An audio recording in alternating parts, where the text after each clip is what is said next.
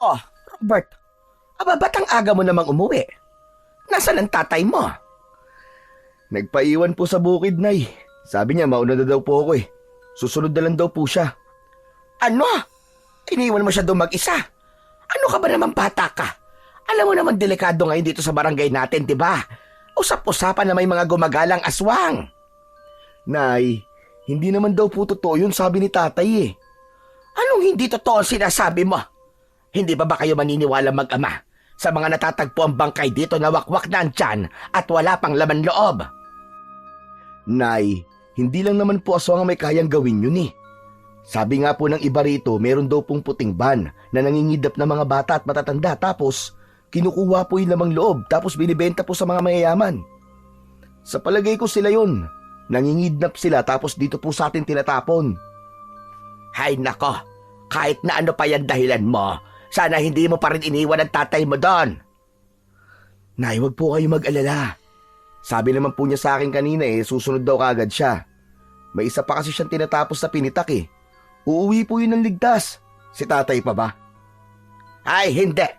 Bumalik ka doon, Robert. Sunduin mo ang tatay mo. Hindi mo alam kung anong pwede mangyari sa kanya sa daan. Buti sana kung malapit lang ang bukid. Nay naman. Anong nay naman? Eto. Gamitin mo itong flashlight at tandaan mo ha. Wag na wag kang uuwi nang hindi mo kasama ang tatay mo. At kapag nagpilit kang umuwi na mag-isa, nako, malilintikan ka talaga sa akin. Ang bihira naman oh. May exam pa ako sa susunod na araw eh. Ayaw mo sumunod? Ayaw mo sumunod ha? Sige na po, pupunta na.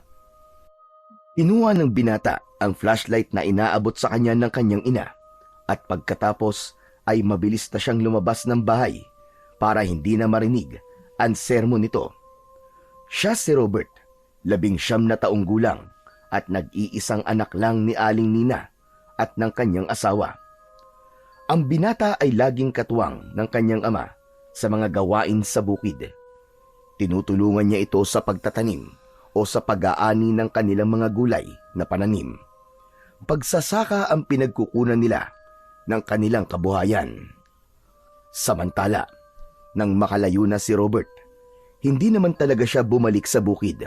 Bagkus ay tumambay lang ito at nagpalipas ng oras. Nakita siya ng kaibigan niyang si Natoy. Hoy pare! Ano ginagawa mo dyan sa ilalim ng puno? Pabira ka!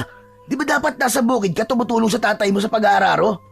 Abay, malapit na ang taniman ng maisa. Ano ba? Ba't ka ba nanggugulat? Pambira naman talagang buhay to oh. Aatakihin ako sa puso sa'yo eh. Ito naman parang di sanay sa akin eh. Ano nga ginagawa mo dito? Umiiwas lang ako sa sermon ni Ermat ko. Kaya nandito ako. Galing ako sa bukid, tinulungan ko si tatay sa pag-aararo kaso pinauwi niya kagad ako eh. Eto namang si nanay, gusto pa akong bumalik dun. Gagawin ko dun. Dapat sinunod mo na lang ang nanay mo, tol. Masama yung sumusuway sa magulang. Talaga lang ha? Seryoso ka? Ikaw pa talaga magsasabi sa akin yan? Ikaw, kailan ka pa sumunod sa mga magulang mo, Aber? Kala mo kung sino to, masahol ka pa sa akin, no? Saka teka nga, ano bang ginagawa mo dito? Paggabi na. Ba't ka pa gumagala? Umuwi ka na. At huwag ka nang mangialam ng buhay ng may buhay. Ayoko pang umuwi, no? Saka ano naman kung maggagabi na? Hindi mo pa ba alam na ako ang siga dito sa baryo natin, no? Yabang nito. Anong yabang? Totoo yun, tol. Ang totoo nga niyan eh. Pauwi na talaga ako. Natanaw lang kita kaya naisip kong pagtripan ka muna. Sige, mauna na ako ha. Kung ako sa'yo, umuwi ka na rin. Bahala ka, baka mamaya habulin ka ng aswang. Bugok, aswang. Walang aswang no? Habang papalayo si Natoy, naiwan si Robert at muling sumandal sa puno. Doon niya talaga balak na hintahin ang kanyang ama. Hindi siya natinag sa biro ng kaibigan tungkol sa aswang. Para sa kanya, likhang isip lang ang mga yun. Nakalubog na ang araw. Paunti-unti nang dumidilim ang paligid, pero wala pa rin ang kanyang ama. Tumahimik na rin ang kapaligiran, kaya bawat kaluskos at mumunting ingay ay naririnig na ng binata.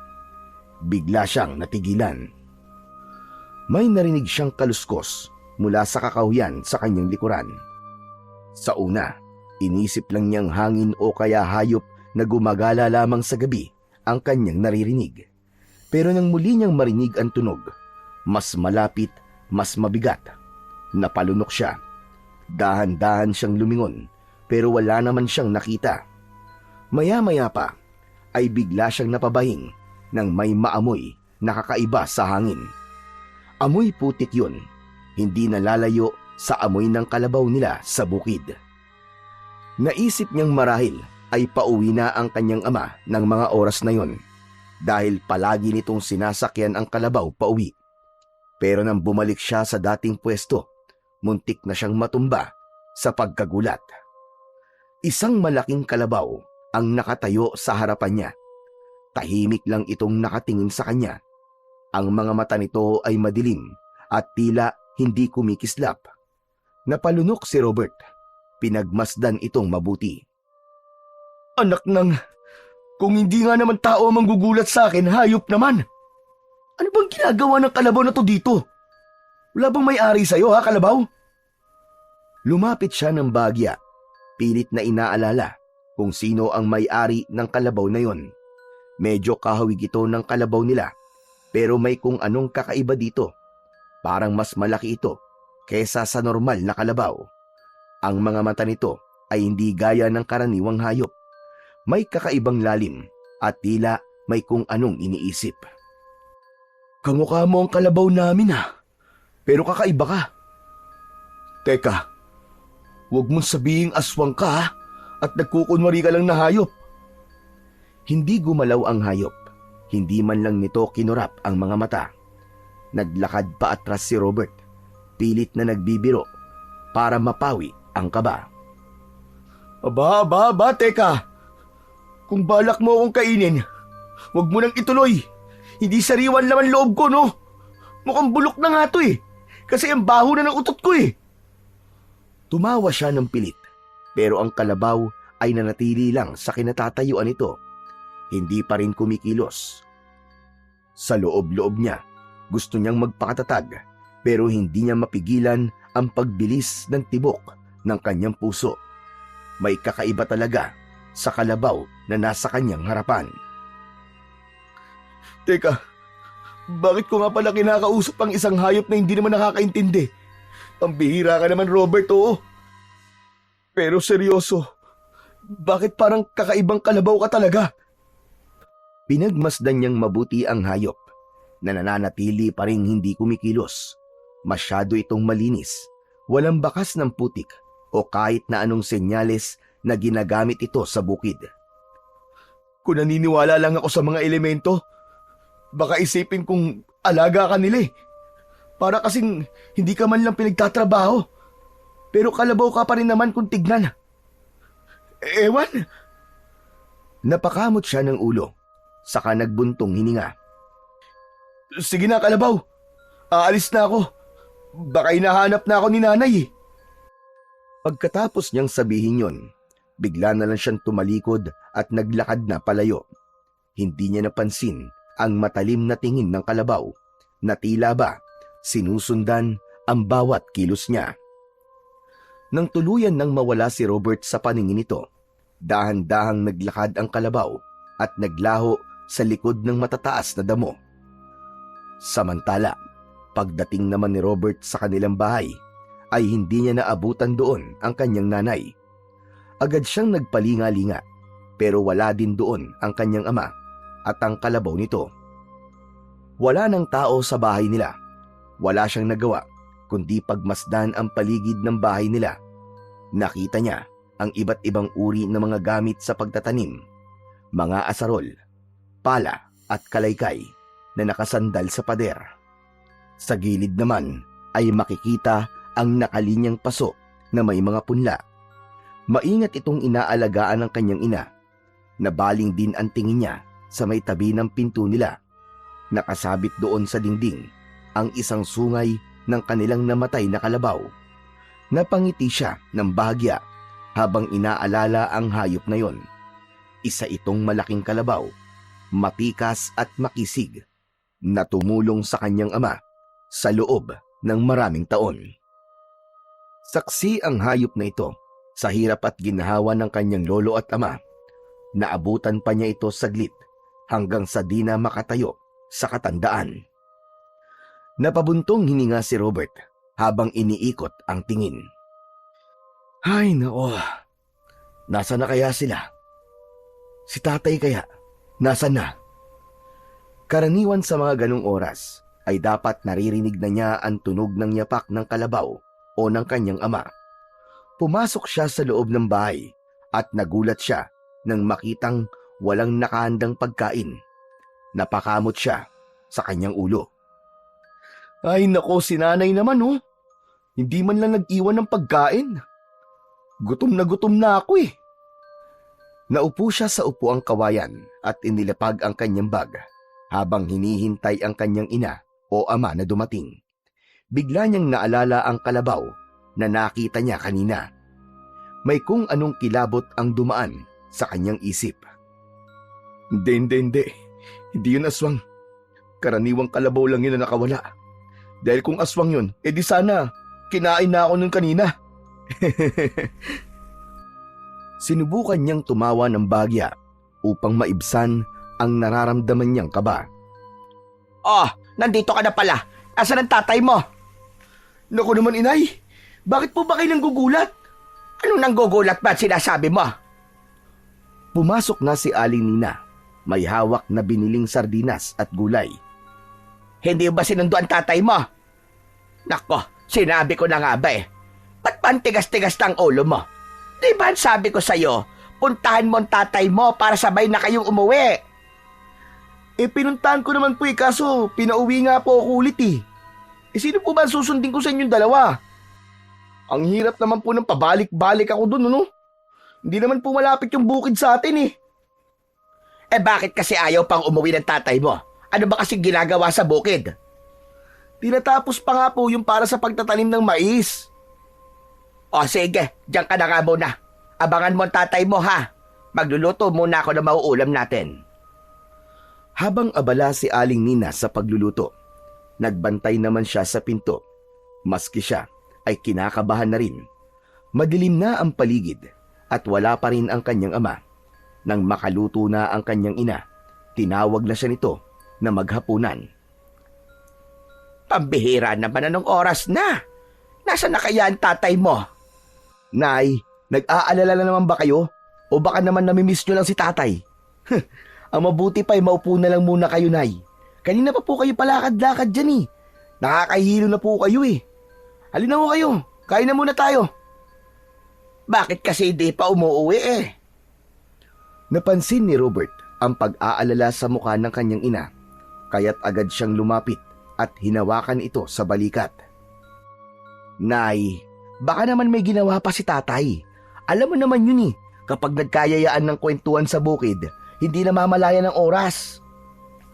Pero gabi na kasi anak, baka naman na paano na yun. Mabuti pa ipuntahan mo na nga at siguraduhin mo kung ayos pa siya. Tapos sayain mo nang umuwi ha, kaya tapos o hindi yung inaararo niya. May bukas pa naman eh. Masyado nag-aapura, wala na bang boss? Eh ganun naman talaga siya, Nay. Ayaw niya na nadedelay yung mga gawain niya sa bukid. Hayaan niyo na. Kumain na kayo tapos magpahinga.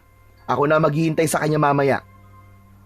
Matapos nilang kumain, nagligpit na si Aling Nina ng pinagkainan, habang si Robert naman ay bumalik sa may pintuan. Lumipas ang isang oras. Wala pa rin ang kanyang ama. Pilit niyang pinalalakas ang loob, pero hindi niya mapigilan ang kumakabog sa dibdib. Nang pumasok na sa kwarto ang kanyang ina upang magpahinga, napansin niyang may naririnig siyang tunog. Isang hingal, parang isang hayop na humahangos. Napakunot ang noo niya. Agad siyang luminga-linga. Hinahanap kung saan nagmumula ang tunog na yon. Nang makita niya ito, ay dali-dali siyang tumakbo sa kwarto ng kanyang magulang. Nay! Nay! Nandiyan na po si tatay! Aba, mabuti naman kung ganon. Pero paano mo naman nasabi na nandito na ang tatay mo? May nakita po akong kalabaw dun po sa labas ng bahay. Tingnan niyo po. Napakunot ang ginang sa sinabi ng kanyang anak. Agad silang lumabas ng silid para tignan kung talagang dumating na nga ang kanyang asawa. Pero laking pagkadismaya niya nang wala namang makitang kahit na ano sa labas ng bahay. Nasaan ang kalabaw na sinasabi mo, anak? Asan ang tatay mo? Wala naman ah. Ayan o, hindi niyo po ba nakikita yung kalabaw natin? Nakatingin pa nga po dito eh.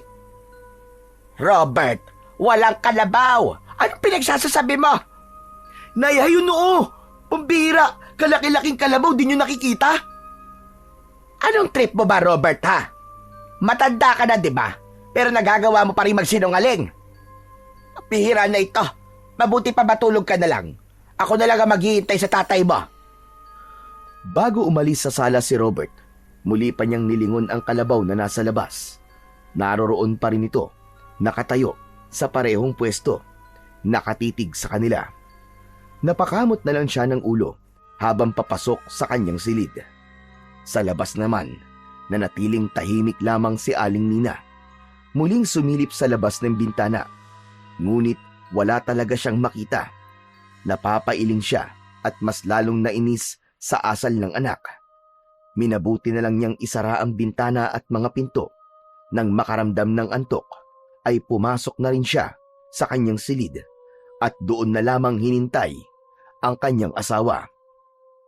Kinabukasan, biglang nagising si Robert nang marinig niyang may nagkakagulo sa labas ng kanilang bahay. Dinig na dinig niya ang ingay ng mga tao. Parang may nangyayaring hindi maganda. Nang sumilip siya sa bintana, nakita niyang may mga kabarangay na papalapit sa bahay nila. May buhat-buhat na kung ano sa isang banig. Mabilis siyang tumayo at lumabas. Kinabahan siya nang makita ang muka ng mga tao. Seryoso, parang may mabigat na dalang balita. Agad na siyang lumabas. Nakita niya ang kanyang ina na nakaabang na rin sa may pinto. Bakas sa mukha niya ang labis na takot at pag-aalala. Teka, ano nangyayari? Bakit kayo may dalang banig? Ano yan? Sino yan? Walang sumagot kagad. May isang lalaki ang napatingin kay Robert, saka bumuntong hininga, bago marahang binaba ang dala nilang banig sa harap ng bahay. Agad nitong sinabi na natagpuan ang katawan ng kanyang ama sa bukid. Napaatras si Aling Nina. Ramdam ang panlalamig ng katawan. Si Robert naman, kahit kinakabahan, dahan-dahang lumapit. Hindi makapaniwala ang binata sa kanyang narinig. Tinanggal niya ang takip na banig. Ang katawan ng tatay niya ay wasak, parang nilapa ng kung anong hayop. Wala na halos lamang loob at ang itsura ay halos hindi na makilala. Biglang nanghina si Aling Nina at nahimatay nang makita ang kalunos-lunos na sinapit ng kanyang asawa. Si Robert naman, sa labis na gulat ay walang nasabi. Nakatitig lang siya sa bangkay ng kanyang ama. Parang bumagal ang oras sa paligid niya. Hindi niya alam kung panaginip lang ba o totoo ang nakikita niya. Para siyang nawala sa sarili, hindi nakagalaw at hindi makapagsalita. Ang mga tao sa paligid nila nag-uusap-usap na baka aswang ang umatake sa tatay niya, pero may ilan na baka ligaw na hayop daw ang may gawa nun sa kanyang ama. Robert! Robert! Napapitlag siya nang marinig ang tinig ni Natoy. Nang lingunin niya, nakita niyang ginigising ng ilan ang kanyang ina na hinimatay kanina. Mabilis siyang lumapit doon at inalalayan ang kanyang ina. Nay! Nay, gising! Nay! Marahan niyang niyugyug ito. Maya-maya pa ay dumilat na ang mga mata ng ginang. Pagkakita muli sa bangkay ng kanyang asawa, agad siyang napahagulgol. Bakit? Bakit nangyari sa ito, Elias?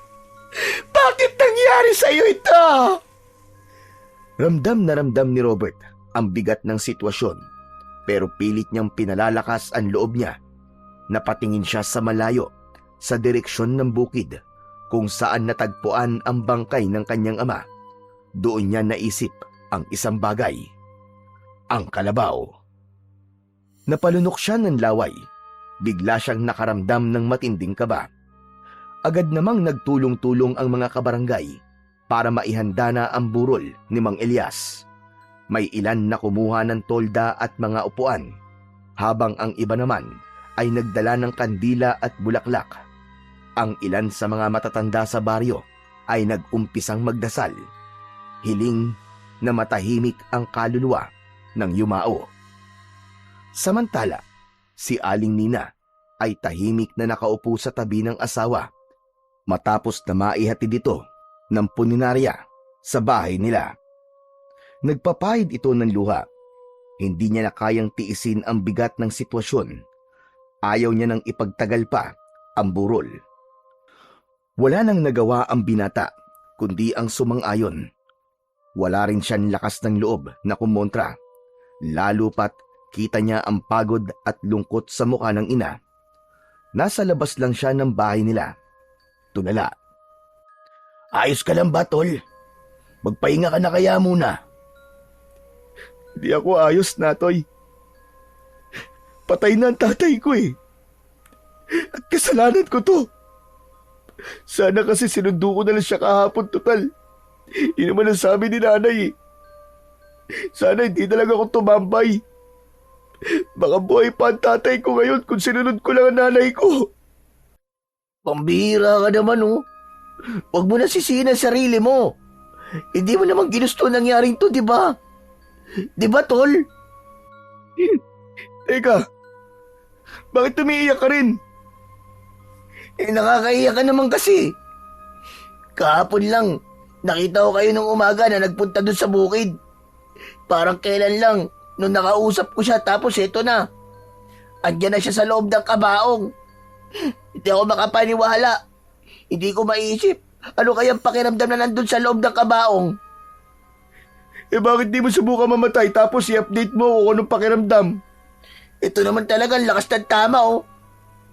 Nagtatanong lang naman ako eh. Pero Natoy, nagigilty talaga ako. Kung bakit pa naman kasi tigas-tigas ng ulo ko eh. Sana hindi nagkaganyan ng tatay ko. Nag-aalala ako. Baka galit sa akin si nanay. Huwag mo na munang isipin yan, Tol. Hindi naman natin alam na ganito ang mangyayari. Saka, wala kang kasalanan, ano ka ba? Hindi, Natoy. Mali talaga ako, mali ako dun. Kasalanan ko talaga to. Hindi mo nga kasalanan, ang kulit mo naman eh. Dahil kung nandun ka rin sa bukid kasama ang tatay mo, baka kasama ka rin niyang pinaglalamayan ngayon. Napatingin si Robert kay Natoy. Hindi siya nakapagsalita. Napakuyom na lang siya ng kamao. Alam niyang may punto ang kaibigan niya, pero ang bigat pa rin sa loob niya. Pre, uulitin ko. Hindi natin alam na mangyayari to. Pero isa lang ang sigurado. Walang may gusto. Kaya wag mong buhatin mag-isa yung bigat niyan. Nandito pa naman ang nanay mo eh. Nandito pa kami. Tahimik lang si Robert. Ramdam niya ang sakit, pero kahit paano ay gumaan na ang loob niya sa sinabi sa kanya ng kanyang kaibigan. Napatingin siya sa kabaong ng kanyang ama. Alam mo pre, para mawala kahit konti ang lungkot mo, mabuti pa sumama ka sa amin. Doon magbingo muna tayo. Ayoko, kayo na lang. Hindi ko kaya magsaya eh. O sige, ikaw ang bahala. Pero seryosong usapan, Tol. Paano ng pag-aaral mo niyan? Malapit ka ng graduate, di ba? Di ko pa alam sa ngayon. Wala namang mag-aasikaso sa bukid namin eh. Ayoko naman pabayaan yun. Doon lang kami kumukuha ng kabuhayan eh. Kung ganun, titigil ka na ba? Sayang naman. Hindi ako titigil. Pangarap ni tatay na makapagtapos ako ng pag-aaral eh. Kaya sisikapin ko talaga na makatapos kahit mahirap, kahit nakakapagod. Hindi ko susuko to. Kakayanin mo ba naman yun? Kakayanin. Pero kung hindi, di bahala na. Basta sigurado, magtatapos ako. Yun ang pangako ko sa kanya. Alam mo, Tol, kahit hindi ko madalas sinasabi, hanga rin ako sa'yo eh. Iba rin ang tibay ng loob mo. Eh wala naman akong choice, di ba? Meron. Pwede ka naman sumuko. Pero pinipili mo lumaban. Napayuko si Robert. Alam niyang hindi magiging madali ang lahat. Pero alam niyang hindi siya nag-iisa. Tumingala siya sa langit.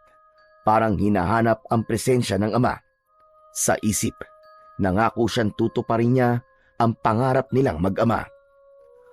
Mabilis na lumipas ang mga oras. Nang bandang 10:00 na ng gabi, wala nang natirang tao, maliban sa kanila ng nanay niya na nagbabantay sa harap ng kabaong. Robert, mabuti pa isarado mo na muna yung mga pinto at bintana. Po? Hindi po ba bawal po yun? Anong gusto mo? Lapain din tayo ng aswang na may gawa nito sa tatay mo? Sige po, sasarado ko na. Tumayo si Robert at tinungo ang bintana. Pero bago pa niya maisara yon, may napansin siyang gumagalaw sa hindi kalayuan. Nang tignan niya yung mabuti, napansin niya ang kalabaw na kamukhang kamukha ng kalabaw ng kanyang itay. Ang kalabaw na halos maghapong hinahanap ng mga taga-baryo pero hindi nila nakita. Lumabas siya para tignan kung ito nga ang kalabaw na hinahanap nila. Pero bigla na lang may humawak sa balikat niya. Agad siyang napasigaw sa gulat. Hoy, ano ba? Grabe ka naman makareact. Ako lang to, si Natoy. Ang bihira, ano ka ba naman, Natoy? Ba't ba ang hilig-hilig mo manggulat? Papatayin mo ba ako sa nerbiyos? Eto naman, ang init naman ng ulo. Ano bang ginagawa mo dito? Gabing-gabi na, bumalik ka pa. Alam ko kasi na kailang ng nanay mo natira dito eh. Alam mo na, takot ang mga tao sa aswang, di ba? Kaya sasamahan ko kayo sa pagbabantay. Biglang umihip ang malamig na hangin. Humaluskos ang mga dahon sa paligid. Dahilan para mapatingin ang dalawa sa madilim na bahagi ng bakuran. Napatayo si Robert. Agad na sinuri ang paligid. Narinig mo ba yon? Oo. Hala, Tol! Baka...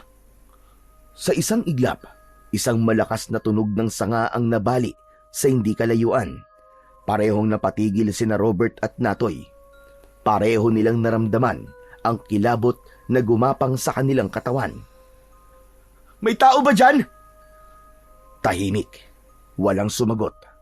Pero ramdam nilang hindi sila nag-iisa. Tol, masama ang kutob ko. Tara na sa loob. Hinila siya ni Natoy sa braso. Pareho silang nagmamadaling pumasok sa loob ng bahay.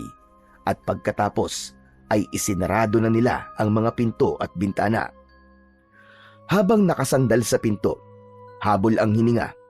Napatingin si Robert kay Natoy. Pareho silang hindi makapagsalita. Natoy? Tita, ano po kasi, sasamahan ko po sana kayo na magbantay po ngayon. Nako, salamat anak ha. Mabuti ka pa. Kahit papano ay may malasakit sa amin. Kaysa sa mga kamag-anak ng asawa ko. Parang mga walang pakialam. Hayaan niyo na po sila, tita. Baka natatakot din po sila eh. Tulad ng ibang tao sa baryo. Sa bagay, siguro nga. Pero ang sakit lang isipin na sa ganitong sitwasyon, hindi man lang sila nagparamdam. Nay, mabuti pa po ay magpahinga na po muna kayo. Kami na lang po ni Natoy ang magbabantay kay Itay. Ayos lang ako anak. Kaya ko pa naman. Hindi po, Nay. Kailangan nyo rin po magpahinga. Tama po si Robert, tita. Ako na po ang kasama niya magbantay gayon. Mas mabuti pong makapagpahinga na muna kayo para may lakas po kayo bukas. Hay nako, sige na nga. Pero gisingin niyo ako kung may marinig kayong kahit na ano ha. Opo, Nay. Huwag po kayo mag-alala. Dahan-dahang tumayo si Aling Nina at tinungo ang kanyang kwarto. Halata ang pagod sa kanyang kilos, ngunit pilit niyang nilalabanan ang lungkot. Nang mawala siya sa paningin nila, napatingin si Robert kay Natoy. Pare, salamat talaga ha. Wala yun. Ano pa't naging tropa tayo? Hindi kita iiwan. Lalong-lalo na ngayon. Napabuntong hininga si Robert. Kahit papano, gumaan ang pakiramdam niya sa presensya ng kanyang kaibigan. Muli niyang nilingon ang kabaong ng kanyang ama. Kinabukasan, maraming tao ang nagpunta sa lamay. May mga nagtotong its, bingo at iba pang sugal bilang libangan sa burol. Naging abala ang araw na yon para kay Robert. Siya ang personal na nag-aasikaso sa pagkuha ng mga abuloy, sa pagbibigay ng mga merienda at iba pa. Sa gabi lang naman sila nagkakaroon ng problema tulad ng nakaraang gabi. Maski last night na, walang nagpuntang tao, maliban na lamang kay Natoy. Sa araw ng libing, maraming tao ang nakiramay.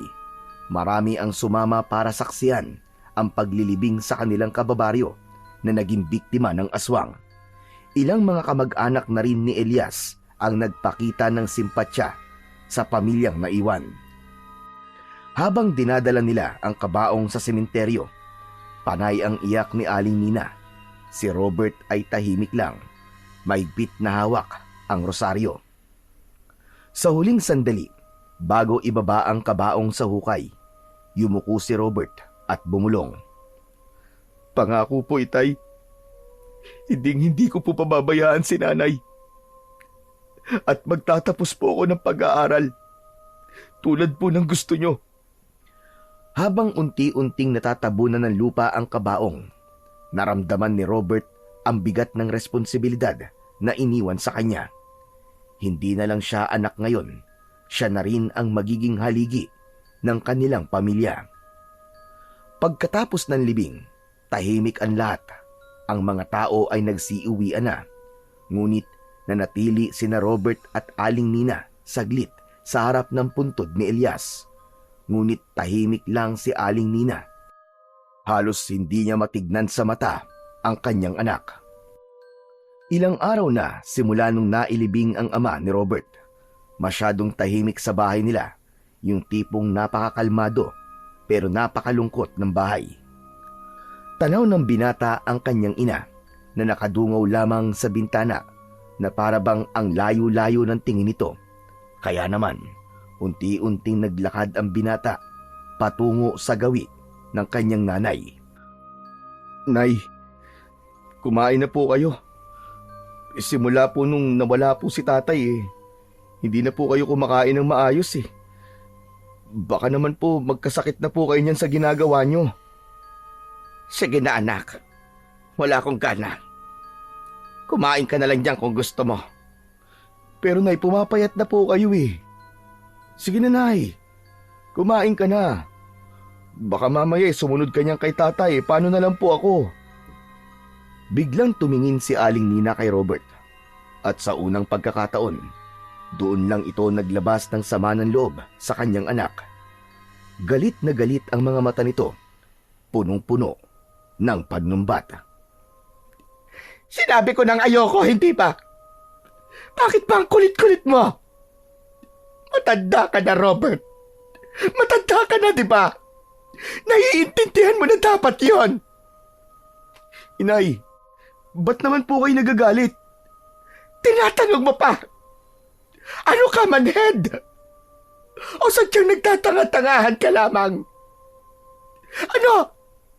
Hindi ka ba nakokonsensya sa nangyari sa iyong itay? Kung hindi dahil sa katigasan ng ulo mo, kung sinamahan mo sana siya sa bukid, kung sinunod mo lamang ang iluutos ko sa iyo na sunduin mo siya, sana'y buhay pa ang asawa ko ngayon. Pero Nay, hindi ko naman po ginusto nangyari. Kasalanan mo kung bakit namatay ang itay mo. Masyado kang matigas. Masyado kang pasaway. Sinabi ko na sa'yo na bantayan mo siya, pero ano? Iniwanan mo siya. Hindi nakapagsalita si Robert. Tahimik lang siyang nakatingin sa kanyang ina habang kitang-kita niya ang sakit at bigat ng damdamin habang umiiyak ito. Ngayon ano na? Paano na tayo, Robert? Paano na ako? Huminga ng malalim si Robert. Pilit na nilalabanan ang namumuong luha sa kanyang mga mata. Hindi niya alam kung paano sasagutin ang kanyang ina. Nay, pasensya na po kayo. Pasensya na po, hindi ko po sinasadya, hindi ko po gusto ang mga nangyari. Umiling si Aling Nina at muling ibinaling ang tingin sa binata. Tumulo ang luha nito, ngunit wala na itong sinabi. Sige na, Nay. Aalis na lang po muna ako. Doon na lang po muna ako sa taniman. Nakapagluto naman na po ako eh. Kumain ka na lang po kapag nagutom ka, ha? Alis na lang po ako. Walang sagot si Aling Nina, kaya't dahan-dahang lumakad si Robert papalayo hanggang sa makarating siya sa pintuan. Hindi niya narinig ang boses ng kanyang ina. Habang nasa taniman, hindi naman mapakali si Robert. Paulit-ulit niyang naririnig ang sinabi ng kanyang ina. Alam niyang nasabi lang yon ni Aling Nina dahil sa matinding lungkot sa pagkawala ng asawa, pero hindi pa rin maiwasang masaktan si Robert. Nasaktan siya sa mga pahayag ng kanyang ina. Pakiramdam niya ay masama ang loob nito sa kanya at siya ang sinisisi sa pagkamatay ni Mang Elias. Kasalanan ko ba talaga? Kinuha niya ang asarol at nagsimulang gawing abala ang sarili. Ngunit kahit gaano pa siya kaabala sa mga gawain sa bukid, hindi pa rin niya maiwasan ang malungkot. Bumabalik pa rin sa isip niya ang masasakit na salita ng kanyang ina. Itay, patawarin niyo po ako, ha? Kung di ko po sana kayo iniwan nung araw na yon, kung nakinig lang po sana ako, hindi po mangyayari sa inyo yun, Tay. Hindi na napigilan pa ni Robert ang kanyang luha. Tiningala niya ang langit, umaasang maririnig siya ng kanyang ama. Pangako, Tay, babawi po ako. Kahit gaano po kahirap, babantayan ko po si Nanay. Hindi ko po siya pababayaan. Huminga siya ng malalim at ipinagpatuloy ang kanyang trabaho. Sa kabila ng sakit at bigat sa puso ni Robert, isang bagay lang ang sigurado siya. Kailangan niyang magpatuloy, hindi para sa sarili niya, kundi para sa kanyang ina at sa pangako niya sa kanyang ama. Papalubog na ang araw nang magdesisyon ang binata na umuwi na. Ngunit habang inaayos niya ang mga gamit, muli niyang nakita ang kalabaw na palaging nagpapakita sa kanya. Nakatingin ito sa hindi kalayuan, parang nag-aanyayang lapitan siya. Nagdadalawang isip ang binata, pero sa huli, nagpasya siyang lumapit. Ikaw na naman, Kalabaw. Bakit ba palagi ka na lamang nandito? Kanino ka ba talaga, ha? Pero habang naglalakad siya palapit sa hayop, biglang may tumawag sa kanya. Isang matandang lalaki na parang hingal na hingal. Tatang, sino po kayo? May humahabol po ba sa inyo? Sandali lang, iyo. Pwede bang makahingi muna ng maiinom? Napagod kasi ako sa pagsunod dyan sa alaga kong kalabaw. Abay, pasensya na. Opo. Meron po akong baon na tubig. Heto po. Salamat, iyo. Tatang, tagasan po ba kayo? Hindi po kayo taga rito, ha? Saan po ba kayo nanggaling? At totoo niyan, galing pa ako sa kabilang barangay. Ilang araw ko nang hinahanap ang kalabaw ko na yan. Mabuti na lamang at dito ko siya nakita. Kung ganun sa inyo po pala ang kalabaw na ito. Alam nyo, pati nga po yung kalabaw ng tatay ko nawawala din po eh. Di din po namin mahanap. Mabuti pa nga po kayo, nahanap nyo na po yung kalabaw nyo. Sana kami rin. Oo nga eh. Kaso nakakapagod din. Ewan ko ba sa kalabaw na yan? Hindi mapakali. Palagi na lamang gumagala. Laging bumabalik-balik dito. Sabi niya kasi, may nakita na daw siyang papalit sa akin na magiging tagapangalaga niya. Po? Ano pong ibig niyong sabihin? Iho, naniniwala ka ba sa mutya? Mutya? Ano po yun? Nako, mukhang wala kang alam sa mga mutya. Ganito, iho. Pag sinabing mutya, ito'y isang maliit na bato na may nakatagong lakas at kapangyarihan. Hindi ito basta-basta. Kaya nitong talunin ang masasamang nilalang, kahit ang mga aswang pa. Alam mo ba, meron ako noon. Pero dahil matanda na ako, kailangan ko na maghanap ng papalit sa akin na magmamana ng mutya. Kung ganun po, ano naman pong klaseng mutya ang meron po kayo, Tatang? At saka, pasensya na po kayo ha. Wala po talaga akong alam sa mga ganyan-ganyan eh. Sa totoo lang po, hindi rin po ako naniniwala dyan. Para po kasi sa akin, masyado lang naniniwala ang mga tao sa mga kwentong bayan. Kaya halos lahat natatakot po sa mga aswang at kung ano-ano pa. Siguro po, kwento lang po ang mga yon para takutin po ang mga bata eh. Nagkakamali ka, iyo. Totoo ang mga aswang. Hindi sila kwento lang. Naranasan ko na ito. At ang mutya ang naging sandata ko laban sa kanila. Totoo po, Tatang? Paano naman po kayo nakasiguro na aswang nga po yun? Aswang talaga ang mga yon. Nakita ko mismo ang tunay na mga anyo nila. Sa gabi, nagiging hayop sila.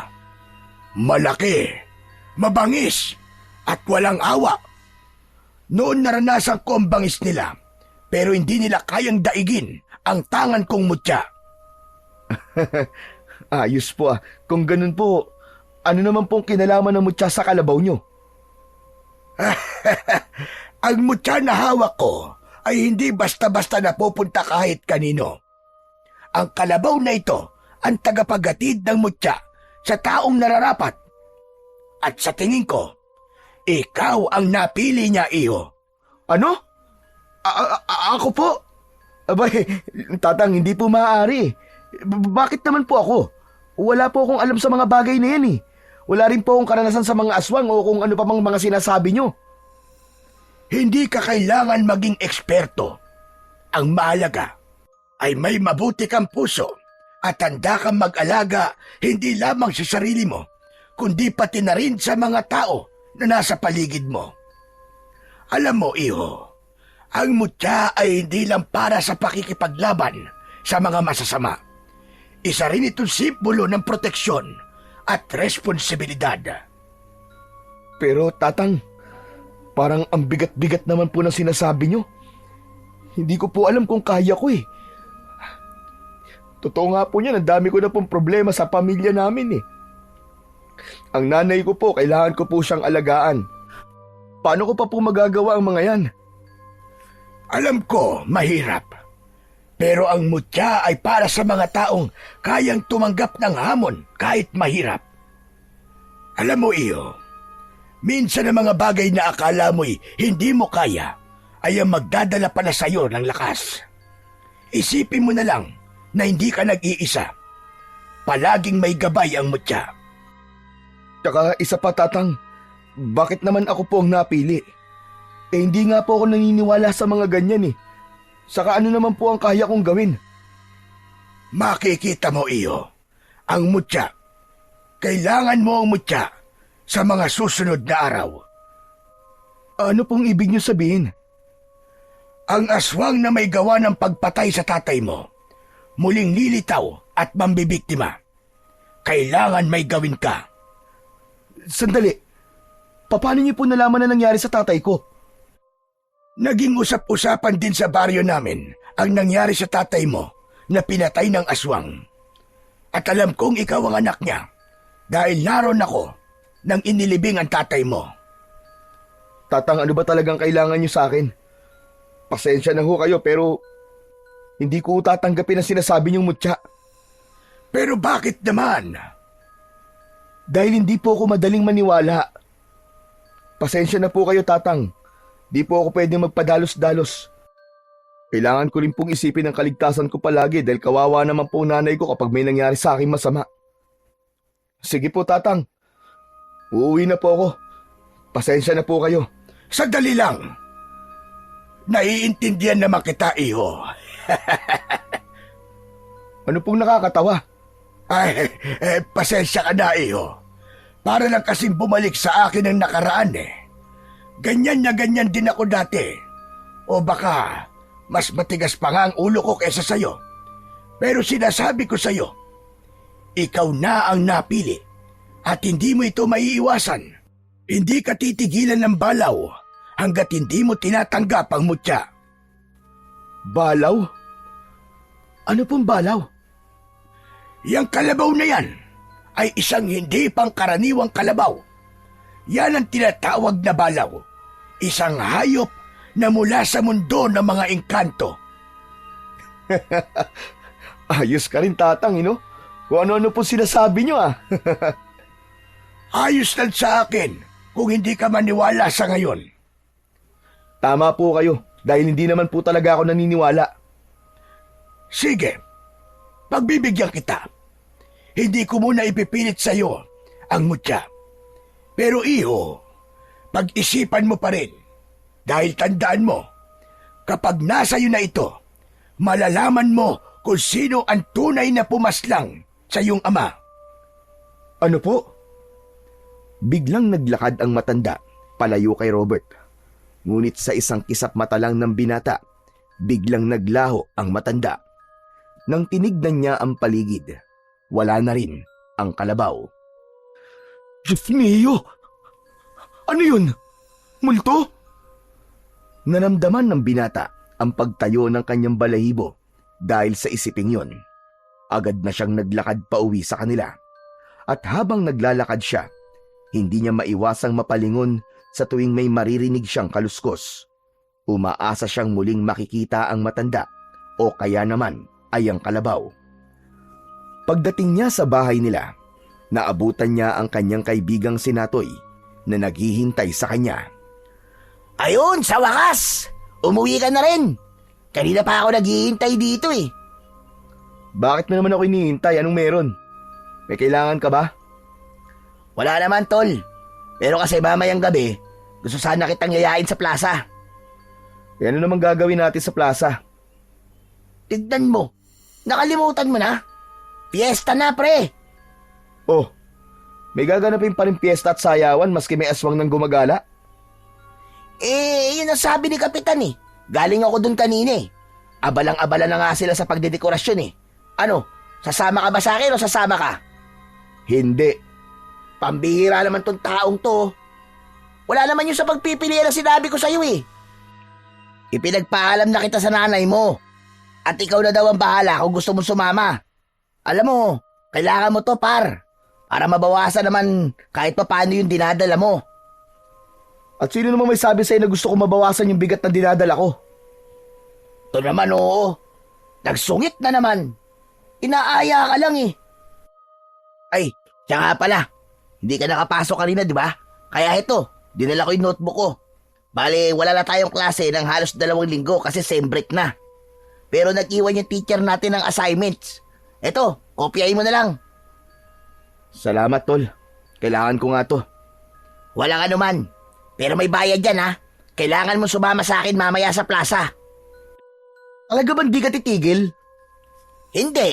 Kailangan mo sumama sa ayaw mo't sa gusto mo. Yung kulit. O sige na, sige na. Sasama na. Ayun. Ayos. O sige na, magbihis ka na. Hihintayin kita. Maglalakad lang tayo papunta sa plaza eh. Oo na. Sandali lang.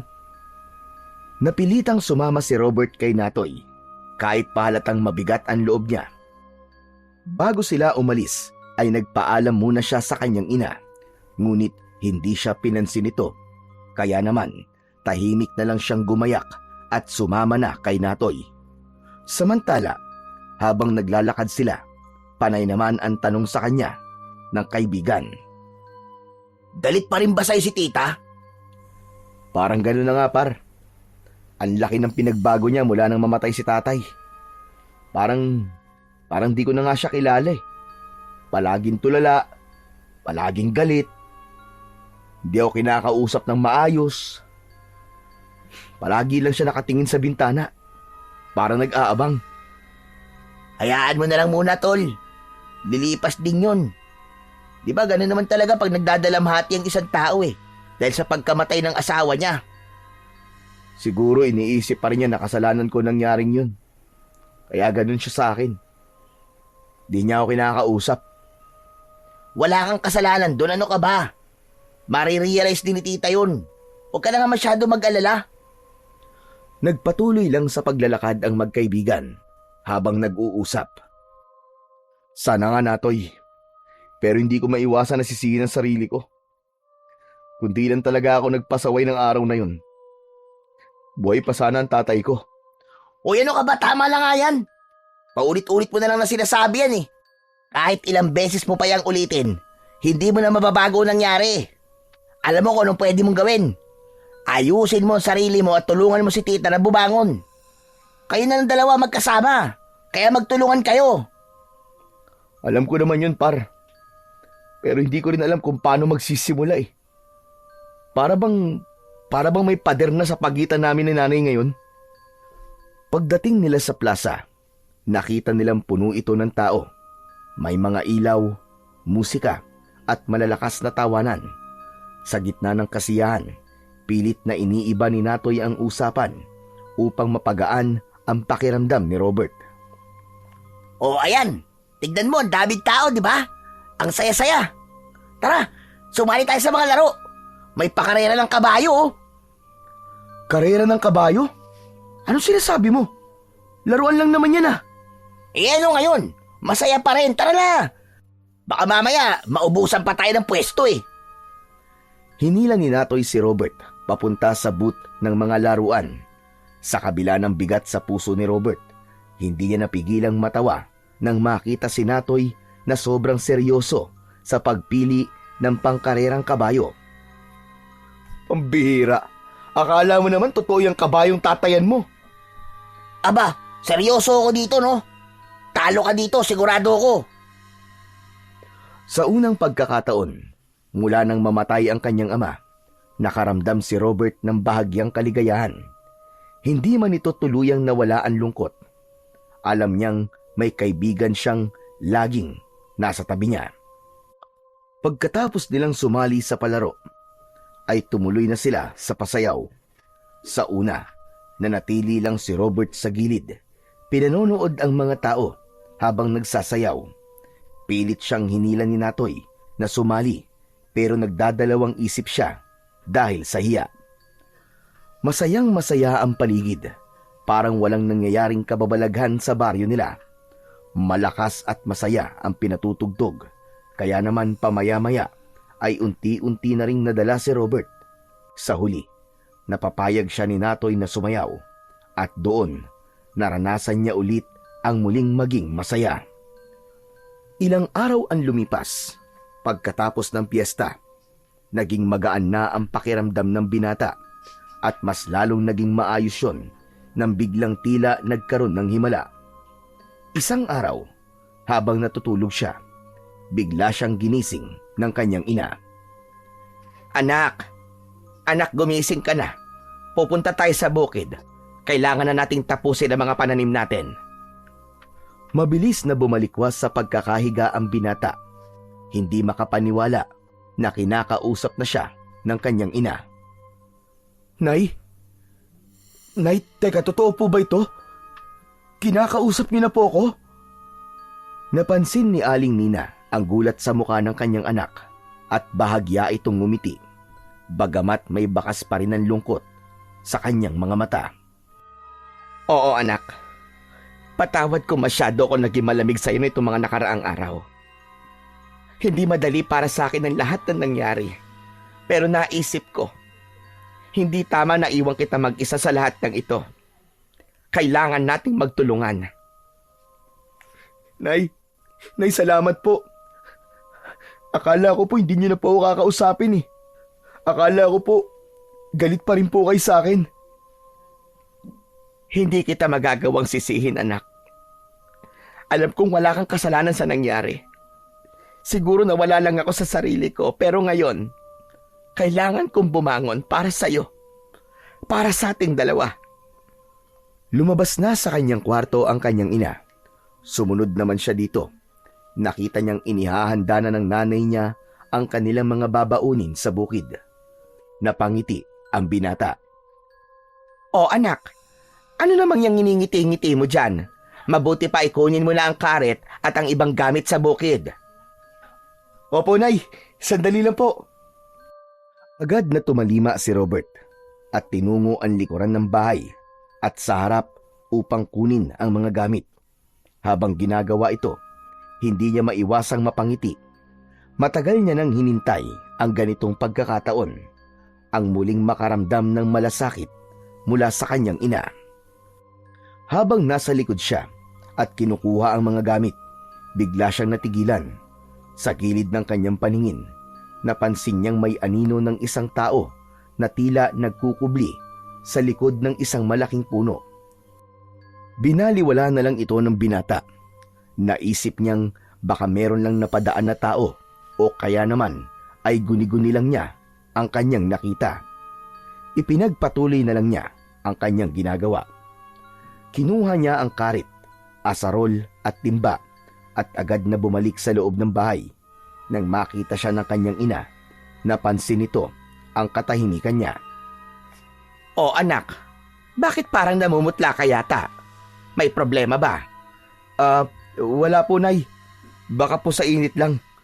Ayos lang po ako. Ano ka mo, mainit? Anak, hindi pa nga sumisikat ng todo ang araw eh. Paanong mainit? Hindi, Nay. Ayos lang po ako. Huwag po kayo mag-alala sa akin. Hindi na sinabi ni Robert ang nakita niya.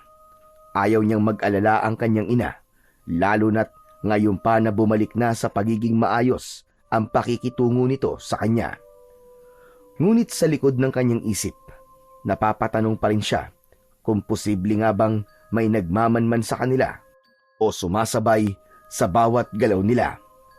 Ngunit wala naman siyang maisip na dahilan para gawin yon sa kanila. Muli isang buntong hininga ang kanyang pinakawalan bago inaya ang ina papunta sa bukid nang makita niyang maayos nang nakaprepara ang mga babaunin nila.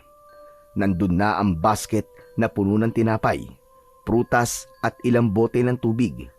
Pansin niya ang maaliwalas na ekspresyon ng kanyang ina. O sige na anak, tara na. Pagdating nila sa bukid, agad silang nagtrabaho. Si Robert ang nagbungkal ng lupa, habang ang kanyang ina naman ang nagtanim. Sa totoo lang anak, namimiss ko na ang tatay mo. Dati nung bago-bago pa kami, ganito kami noon, nagtutulungan sa pagtatanim. Ako rin naman po, Nay. Pero wala na po tayong magagawa eh. Wala na po si tatay. Nakakalungkot. Pero tama ka anak. Wala na tayong magagawa.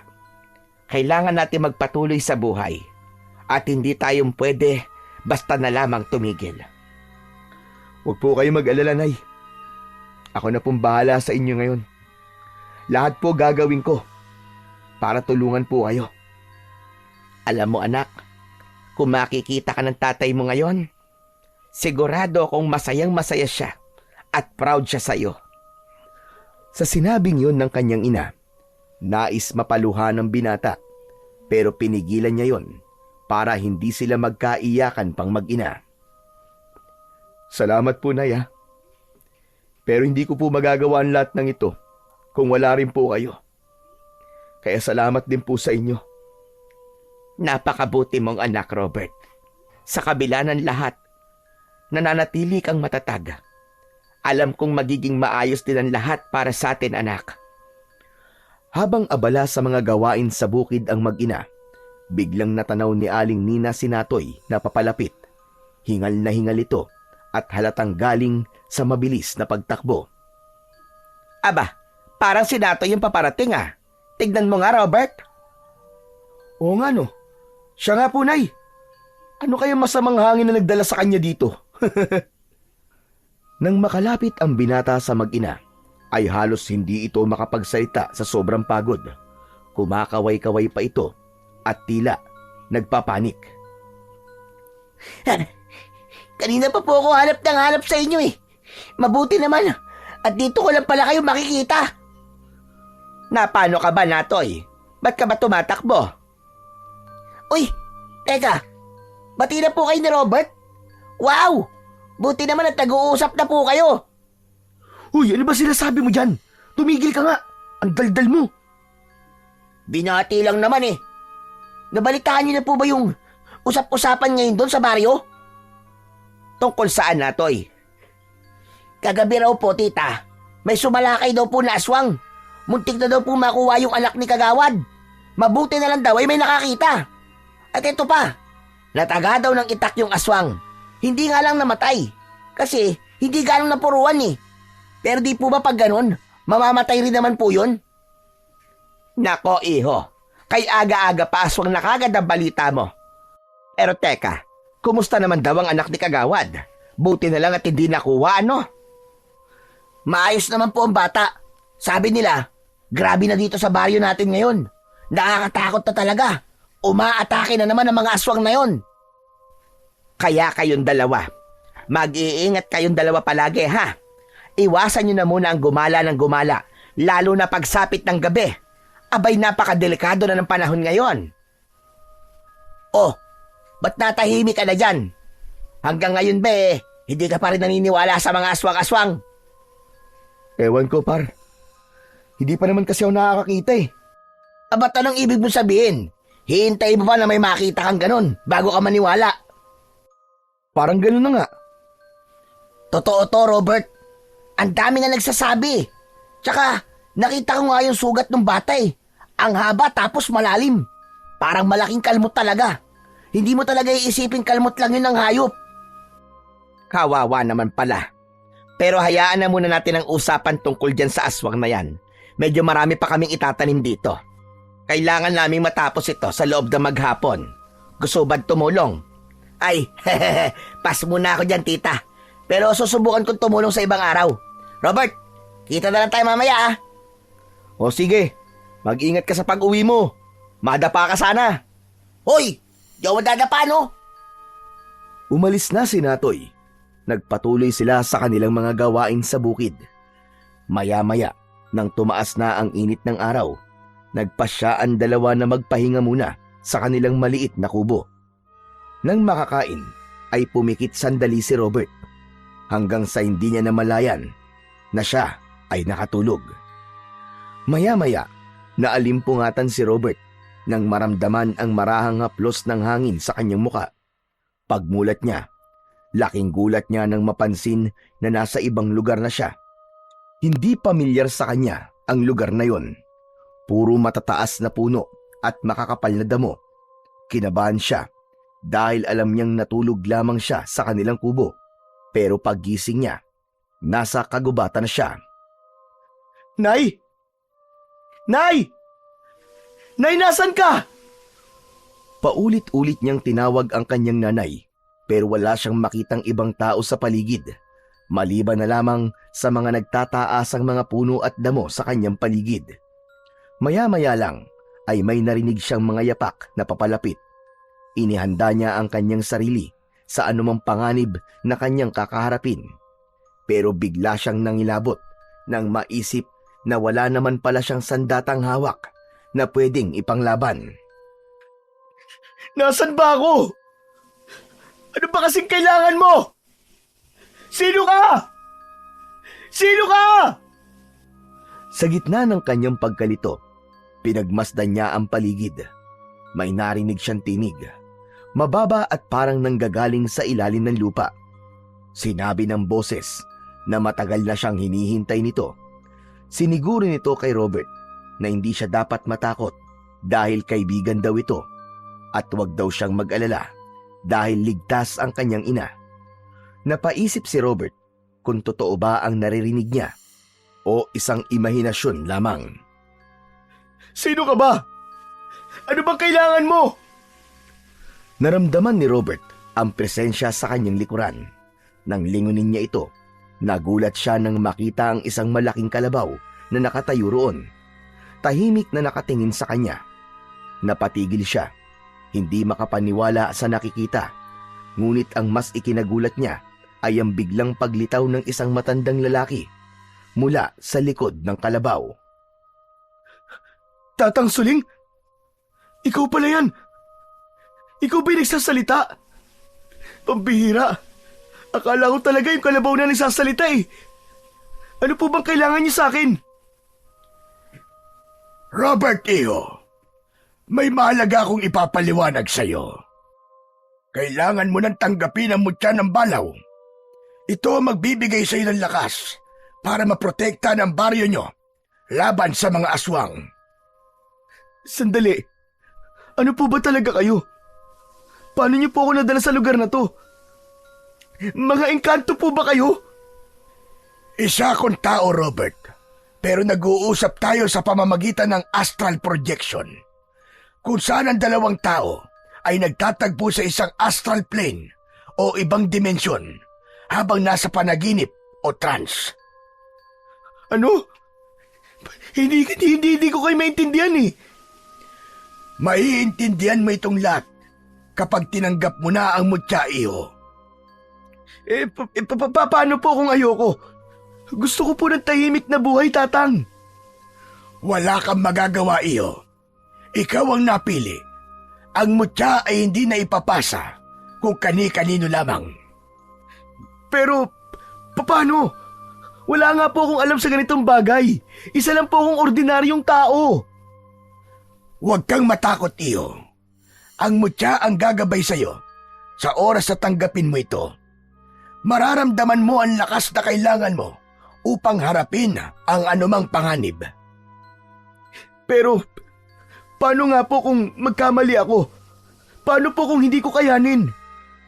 Hindi ka nag-iisa, Robert. Nandito ako upang gabayan ka.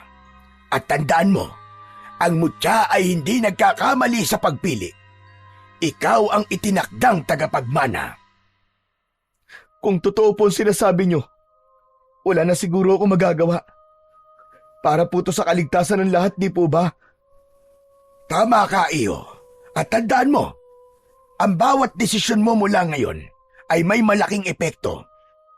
Yakapin mo ang iyong tungkulin ng buong puso. Pagkatapos ng usapan nila, unti-unting lumapit ang kalabaw kay Robert. Tila binasbasan siya. Mula sa noon nito, unti-unting lumitaw ang isang maliit na bato na tila brilyante. Kumikislap sa ilalim ng sinag ng araw. Kinuha ito ni Robert.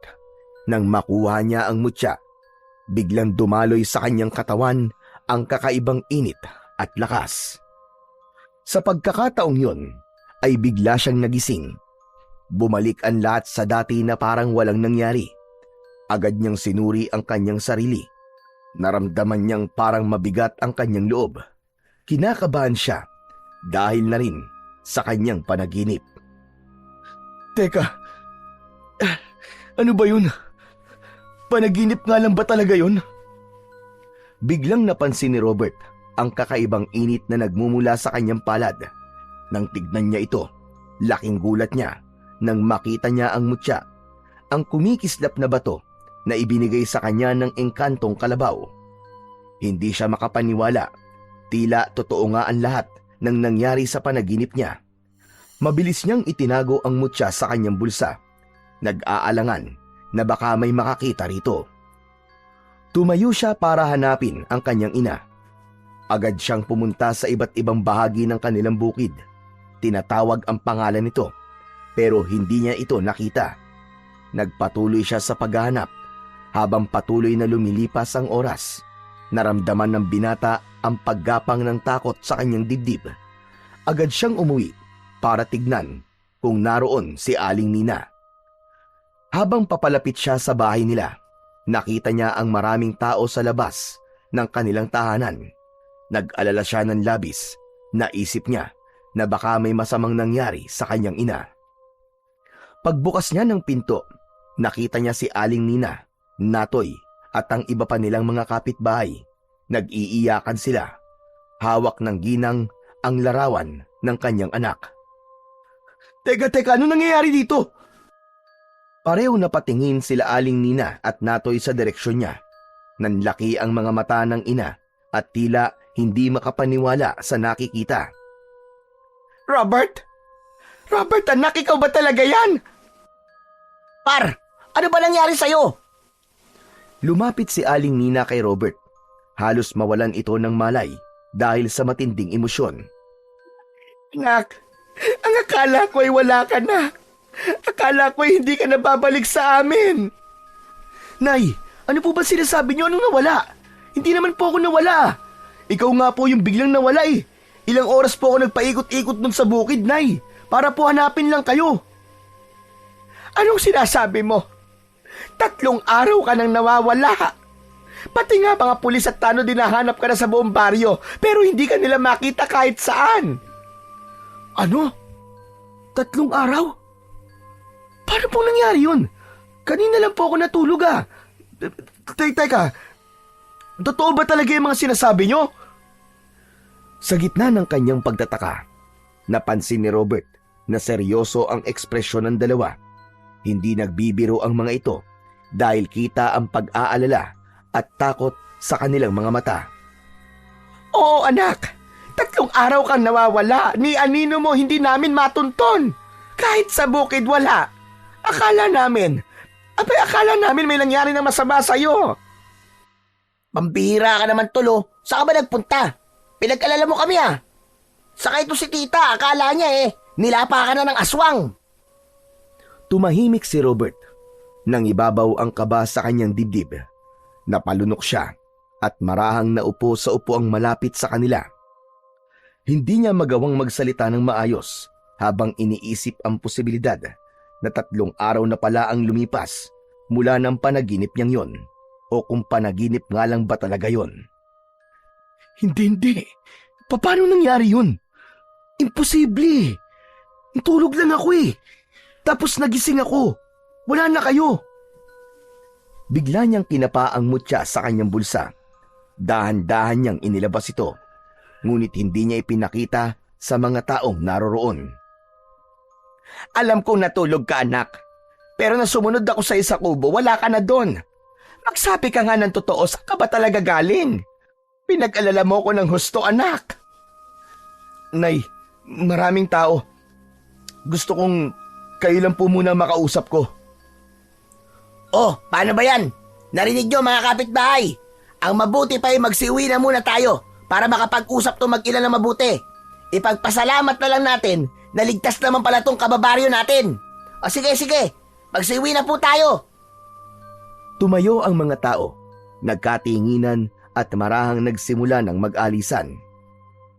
Ang ilan ay halata pa rin ang pagtataka at pag-aalala sa mga muka, pero walang nagsalita. Tahimik na naglakad, pabalik sa kani-kanilang mga bahay. Naiwan si Natoy sa loob ng bahay, kasama si Aling Nina. Nay, hindi ko po talaga alam ang nangyari. Basta ang alam ko lang po ay natulog ako tapos ano po at nanaginip po ako. Nagising na lang po ako na nasa ibang lugar ako. Tapos po, may engkanto, may matanda, may kalabaw. Teka, sandali lang anak, hindi ko maintindihan. Ano ba sinasabi mo? Nay, maniwala kayo sa akin. Ito, binigyan nga po nila ako ng mutya. Natatandaan niyo po ba yung sinasabi ko sa inyo noon na may nagpapakitang kalabaw sa akin? Kaya pala palagi siya nagpapakita sa akin ay dahil gusto niyang ibigay sa akin ng mutya ng balaw. Ano ka mo? Mutya ng balaw? Opo, Nay. Balaw po ang tawag doon sa kalabaw na engkanto. Pero kung dito po sa mundo ng tao, mutya ng kalabaw po ang tawag dito. Ayos yan, pre ah. Pero parang hindi naman mutya yan eh. Mukhang mamahaling bato. Di ba ganun sa mga mundo ng engkanto? Minsan, nagbibigay sila ng kayamanan. Tignan mo yan oh. Mukhang brilyante yan ah. Nako pare, yayamang kayo dyan. Hindi par, nagkakamali ka. Hindi ito isang brilyante. Isa tong mutya. Isang tunay na mutya. May kapangyarihan itong magbigay ng lakas para labanan ng mga masasamang nilalang. Natigilan ang dalawa at kapwa nagkatinginan nang marinig ang sinabi ni Robert. Halatang nagulat sila sa narinig. Hindi nila alam kung paniniwalaan nila ang binata o kung epekto lang ito ng pagkawala nito ng halos 3 araw. Naka, delikado yan. Dapat hindi mo tinanggap. Ikaw, lalabanan mo mga aswang? Hehehe, anong alam mo dyan? Yun nga rin ang sinabi ko sa kanya, pare.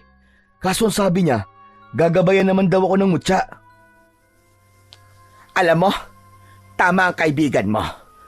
Hindi lang yan delikado. Baka mamaya may sumpayan. Ibalik mo na lamang yan kung saan mo kinuha, Robert. Hindi, Nay. Sabi po ng engkanto, regalo raw po to sa akin. Hindi ko nga alam kung bakit pero parang may sinasabi siyang tungkol sa kapalaran ko at parang tinutulungan niya po ako.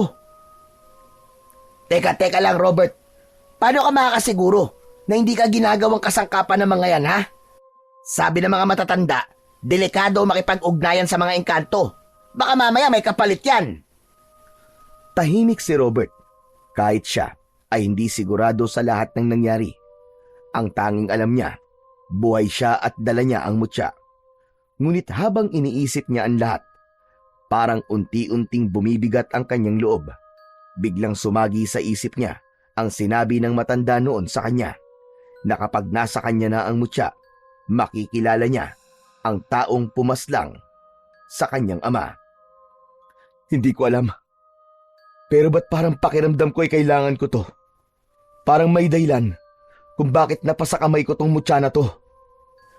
Napabuntong hininga si Aling Nina. Halata ang pag-aalala sa kanyang muka. Ngunit hindi niya magawang pigilan ang kanyang anak. Alam niyang si Robert ay may sariling paninindigan kapag nagdesisyon na ito sa isang bagay. Alam mo, anak, kailangan mo mag-ingat. Hindi ko alam kung anong ibig sabihin ng lahat ng nangyayari ngayon. Pero sana, anak, huwag kang basta-basta magtitiwala.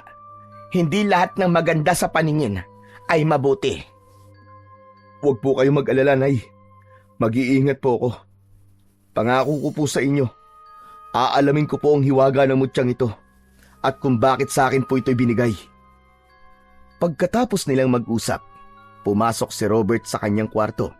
Pakiramdam niya ay napakabigat ng kanyang katawan. Para siyang pagod na pagod, gayong alam naman niyang halos sandali lang naman siyang nakipag-usap sa matanda at sa engkantong kalabaw. Naupo siya sa gilid ng kama at napatingin sa mutya na nasa kanyang kamay. Matingkad ang kislap nito, parang may buhay. Huminga siya, iniunat ang kanyang binti at ipinikit ang mata. Pero kahit gusto niyang magpahinga, ang dami niyang iniisip. Bumalik sa utak niya ang engkantong kalabaw at kakaibang lugar at ang mutya. Ilang sandali pa, sa wakas ay napagod din ang utak niya at tuluyan na siyang nakatulog. Sa labas ng kwarto, nagpaalam na si Natoy kay Aling Nina. Sa loob ng mga nagdaang araw, naging madalas ang pagbisita ni Robert sa bahay ng matandang dating nagmamay-ari ng mutya. Tila isang lihim na misyon ang bawat pagpunta niya roon, sapagkat hindi niya gustong malaman ng iba ang tungkol sa kanyang ginagawa. Palihim siyang nag-aaral ng mga dasal at ritual upang mas dalisayin ang mutya at maintindihan ang kapangyarihan nito. Ngunit sa kabila ng kanyang mga natutunan, laging may babala ang matanda na nagbibigay sa kanya ng kaba. Robert Iho, makinig kang mabuti sa akin. Ang mutya mo'y makapangyarihan. Oo, pero sana ingatan mo. Huwag mong ipapakita maski na kanino, maski pa sa isang taong pinagkakatiwalaan mo. Po? Bakit naman po? Dahil may nararamdaman akong mga nilalang na gustong kunin ang bagay na yan. Ano po, Tatang? May nagtatangkang kunin sa akin ng mutya? Sino naman po? Wala naman akong kaaway Hindi mo alam kung sino ang tunay mong kaibigan, Iyo. Ang mga kaaway, hindi laging mukhang kaaway. Minsan magaling sila magkubli sa balat ng isang kaibigan. Tatang, Ano pong dapat kong gawin? Kanino po ako pwede magtiwala? Ang dapat mo lang pagkatiwalaan ay ang sarili mo. Nararamdaman ko, Robert. Malapit na. Malapit nang dumating ang araw na malalaman mo ang katotohanan. Pag-usayan mo para makamit mo ang totoong hustisya sa tatay mo. Maraming salamat po, Tatang Suling. Salamat po sa gabay niyo. Sa lahat ng itinuturo niyo po sa akin at sa mutyang ito. Nakahanda na po ako sa lahat ng uri ng panganib. Kailangan ng matigil ang kasamaan ng aswang na yon. Paghandaan mo mabuti, Robert. Mag-iingat ka. Dahil oras na makuha ito, kamatayan. Yan ang sasapitin mo. Wala siyang awa. Ang tingin niya sa'yo ay isang balakid. Balakid? Ano ba talaga ang plano nila dito? Wala silang plano. Pero ang gusto lang nila ay ang pumaslang para may makain sila. Mga hayop sila. Mga demonyo. Pagbabayarin nilang ginawa nila sa tatay ko at sa lahat ng mga naging biktima nila. Buhay nila ang sisingilin ko. Ganyan nga, iyo. Ganyan nga. Nagpaalam na si Robert sa matanda. Inabot na siya ng gabi sa paglalakad pauwi sa kanilang baryo. Pero hindi takot ang binata. Wala siyang pakialam kung may makita man siyang aswang sa kanyang pag-uwi. Tiwala na siya sa kanyang sarili na kaya na niyang pumaslang dahil sa kanyang mutya, sa mga orasyon na natutunan niya sa matanda at sa sandata na ipinabaon sa kanya ng matandang albularyo, ang binasbasang balaraw. Ligtas naman na nakauwi si Robert, pero pagkalipas ng ilang araw, napansin niyang muli ang anino na nagmamalman sa kanya. Mabilis siyang umikot sa likod ng bahay at maingat na pumunta sa lugar kung saan matatanaw niya kung sinong tao ang nasa likod ng puno. Natulala siya nang makilala ito, si Mang Juan, ang tatay ng kaibigan niyang si Natoy. Teka, anong ginagawa niya? Bakit niya ako minamanmanan? Anong meron? Dahil sa pagkakatuklas niyang yon, siya naman ang nagmanman sa matandang lalaki. Isang gabi, nagtago rin siya sa likod ng isang puno at nakita niyang masayang nag-uusap-usap ang mga magkakamag-anak. Nag-abang siya roon, hindi kumikilos, hindi gumagawa ng ingay. Ilang oras pa ang nagdaan, muntik na siyang makatulog sa pagbabantay nang bigla siyang nakarinig ng mga yapak. Nang tignan niya, palabas na ng bahay ang taong binabantayan niya. Sinundan niya ito ng palihim. Papunta ito sa loob ng gubat. Pambihira! Ano ginagawa ng taong to sa 10 oras ng gabi? Napakuyom ang kanyang mga palad. Galit ang nararamdaman niya habang nasa isip na posibleng isang aswang si Mang Juan. Malalaman ko rin ang sikreto mo at humanda ka. Dahil kung tama ako, ngayon pa lang tatapusin na kita. Patuloy silang naglakad, pero bigla na lang nawala sa kanyang paningin ang matanda. Teka, saan nagpunta yun? Napatingin si Robert sa direksyon ng kaluskos. Pilit na inaaninag ang madilim na paligid. Parang may naglalaban na 2 mabangis na hayop. Ang mga ungol at sigaw ay naririnig niya, at ang paggalaw ng mga damo at sanga ay nagpapahiwatig na may matinding labanan na nagaganap. Ano kaya yun? Dahan-dahang lumapit si Robert. Iningatan niya ang bawat takbang para hindi lumikha ng ingay. Hinawi niya ang damo sa harap niya gamit ang kanyang kamay. Sa kabila ng kadiliman, bahagya niyang nakita ang mga nilalang na matagal niya nang pinaghahandaan. Ang mga aswang. Bago pa man siya makalapit ng tuluyan, biglang may naramdaman siyang malamig na kamay na humawak sa kanyang braso. Napalingon siya ng mabilis. Nakita niya si Mang Juan. Galit na galit ang anyo nito. Mang Juan? Agad siyang tinanong ng matanda kung ano ang ginagawa nito sa gubat. Hindi agad makasagot si Robert. Muli niyang narinig ang nakakakilabot na ingay mula sa likod ng mga damo. Ang kaluskos ay muling bumalik, mas malakas at mas nakakatakot. Naririnig niyo po ba yun? Ngunit hindi nagsalita ang matanda. Bagkus ay hinila lang siya nito palabas ng gubat. Pinagalitan siya at sinabing wag nang bumalik sa lugar na yon dahil delikado. Kung delikado ho, bakit kayo nandun? Saka, may aswang po ako nakita. Baka sila pumatay sa tatay ko. Sana hinayaan mo na lang ako dun. Biglang huminto ang matanda. Tumitig ito kay Robert at ang kanyang muka ay unti-unting nagbago. Ang kanyang balat ay nagsimulang maging kulay abo at ang mga mata nito ay naging kulay pula at ang kanyang mga kuko ay humaba. Gayun din, nagkaroon din ito ng matutulis na pangil. Hindi nakapagsalita si Robert. Mabilis siyang sinakal ng aswang gamit ang malalaking kamay. Naramdaman niya ang mabawong hininga ng nilalang. Natakot si Robert. Pero bago pa man siya mawala ng hininga, naramdaman niya ang mainit na bagay na nasa kanyang dibdib. Umiinit ang mutya. Doon lang niya naalala na meron siyang suot na mutya at may balaraw siya sa kanyang mga kamay. Inusal niya ang orasyon na itinuro sa kanya ni Tatang Suling. Ang mutya ng kalabaw ay umilaw. Kasabay nito ay naramdaman ng binata ang kakaibang lakas sa kanyang katawan. Ang kanyang pandama ay tumalas. Bigla siyang nabitiwan ng aswang. Ang bigat ng kanyang katawan ay hindi lang dumoble, kundi naging kasing bigat siya ng isang kalabaw. Napaupo siya sa lupa, pero mabilis na nakabangon. Hindi na siya nagdalawang isip.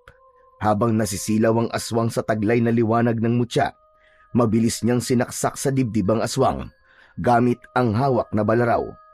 Sumigaw ang nilalang ng nakakakilabot na hiyaw habang bumalot dito ang liwanag mula sa kanyang sandata at sa mutya. Unti-unti itong nasunog hanggang sa naging abo. Hingal si Robert. Nanginginig ang kanyang mga kamay. Hindi siya makapaniwala na nakapatay siya ng aswang. Duguan ang kanyang damit at kamay habang hawak pa rin ang kanyang balaraw. Para siyang nabingi sa katahimikan ng paligid. Hindi! Hindi! Paano ko nagawa to? Napaatras siya. Hindi niya matanggap na siya ang pumatay sa ama ng kanyang kaibigan. Nais niyang maniwala na panaginip lang ang lahat, pero ang dugo sa kanyang kamay at ang abo sa lupa ang nagpaalala ng katotohanan. Hindi! Ba't ko pinatay ang tatay ni Natoy? Anong ginawa ko? Hinang-hina siyang napaupo sa lupa. Nakokonsensya siya sa nangyari. Iniisip niya ang magiging epekto nun sa kanyang kaibigan. Ngunit nang may masmasan, unti-unti rin niyang naisip ang realidad. Ang lalaking napatay niya ay hindi isang tao. Tama. Aswang siya. Isa siyang halimaw. Kung di ko siya naunahan, baka ako napatay niya. At saka, baka siya rin ang aswang na pumatay sa aking ama. Tama lang sa kanyang nangyari. Pero bakit siya? Ang dami naman pwedeng maging aswang. Bakit si Mangwan pa? Bakit?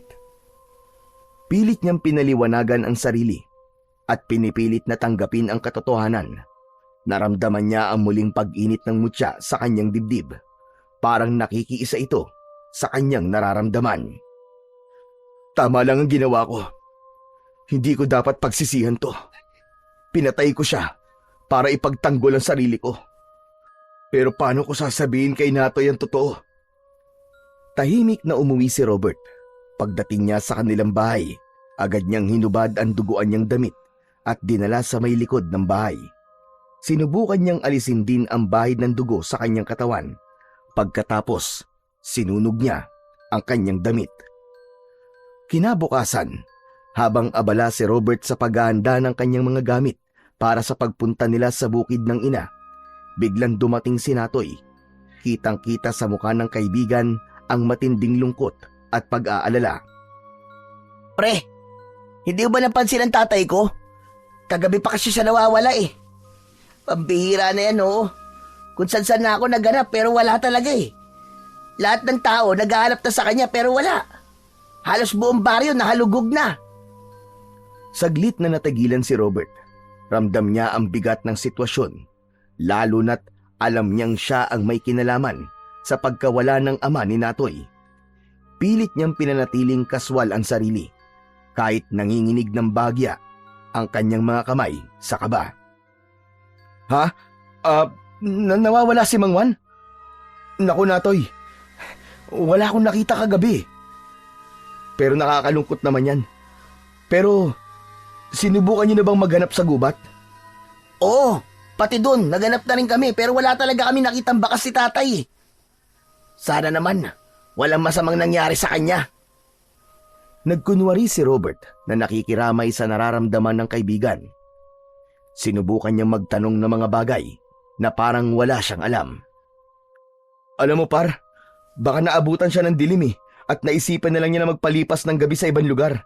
O kaya, baka nasa ibang baryo lang siya. Sana nga ganun. Pero hindi siya ganun pare. Lagi siyang umuwi kahit na gaano kalayo o kadilim. Kaya nga kinakabahan na kami. O sige, hindi na ako pupunta ng bukid. Tutulong na lang ako mamaya sa paghahanap. Salamat tol ah. Mabuti ka talagang kaibigan. Napalunok si Robert sa huling sinabi ni Natoy bago ito umalis. Tinanaw na lang niya ang kaibigan habang papalayo ito sa kanya. Hindi niya maiwasang tanungin ang kanyang sarili kung kaya ba niyang itago ang katotohanan mula sa kanyang kaibigan. Hindi mapakali ang binata sa buong maghapon. Paulit-ulit niyang iniisip ang naging pag-uusap nila ng kanyang kaibigan.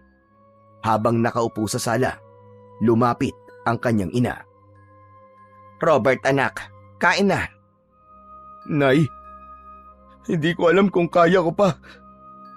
Napansin ni Aling Nina ang nanginginig na boses ng anak. Agad siyang lumapit at tumingin ng mabuti sa mukha nito. Anak, ano bang problema? Mukhang mabigat ang iniisip mo ah. Sabihin mo sa akin. Tahimik si Robert. Halata ang tensyon sa kanyang katawan habang paulit-ulit niyang pinipiga ang kanyang mga kamay. Nay, nakapatay ako eh. Anong sinabi mo, Robert? Nakapatay ka? Anong ibig mong sabihin?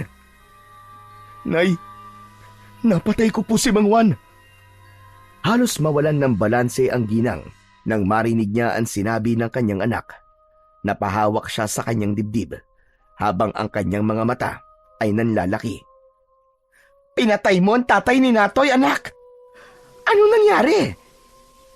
Agad na isinalaysay ng lalaki ang lahat ng nangyari ng gabing yun. Nanlumo ang kanyang ina sa narinig. Hindi niya magawang makapagsalita kagad. Pilit na inuunawa ang mga nangyayari. Anak, bakit hindi mo agad sinabi? Natatakot po ako, Nay. Lalo na po kay Natoy. Hindi ko po alam kung paano po sasabihin sa kanya ang dahilan kung bakit ko pinatay ang tatay niya. Pero hindi natin habang buhay na maitatago ito, Robert. Nay, ano pong gagawin ko? Hindi ko po alam kung paano to sasabihin sa kaibigan ko. Anak, hindi madaling harapin ang ganitong sitwasyon. Pero kung mahalaga sa iyo ang pagkakaibigan niyo ni Natoy, kailangan maging totoo ka. Harapin mo ang katotohanan, kahit gaano kasakit. Nay, baka hindi niya po ako mapatawad. Maiintindihan naman niya siguro, anak. Alin po maiintindihan niya? Yung sasabihin kong napatay ko ang tatay niya? O yung sasabihin kong aswang si Mang Juan? Hindi ko alam. Hindi naman ako si Natoy, anak. Hindi kami parehas ng pananaw. Pero kung ano man ang maging reaksyon niya, anak, mahalaga, nagawa mo ang tama. Makukulong ba ako, Nay? Anak, kailangan bayaran ang anumang pagkakautang. Dahil sa sinabi ng kanyang ina, nagkaroon si Robert ng konting tapang. Alam niyang hindi niya maaaring itago ang ginawa niya magpakailanman. Kailangan niyang harapin ang kanyang kaibigan at sabihin ang totoo, kahit anuman ang kahihinatnan. Anak, basta't lagi mong tatandaan, nandito lamang ako. Ano man ang mangyari, hinding-hindi kita iiwan. Matapos ang kanilang pag-uusap, dumulog na sila sa hapagkainan. Pero hindi pa man sila natatapos, biglang may kumatok sa kanilang pintuan. Sino kaya yon? Ako na po, Nay. Binuksan ni Robert ang pinto at bumungad ang kaibigan niyang si Natoy. Pagod ito, marumi ang mga damit at halatang galing sa mahabang paglalakad. Ngunit higit sa lahat, mababakas sa mukha nito ang lungkot at galit. Robert, nakita na namin si tatay. Ano? Saan niyo nakita? Sa bukid. Buhay siya. Buhay ang tatay ko. Ano? Paano nangyari yun?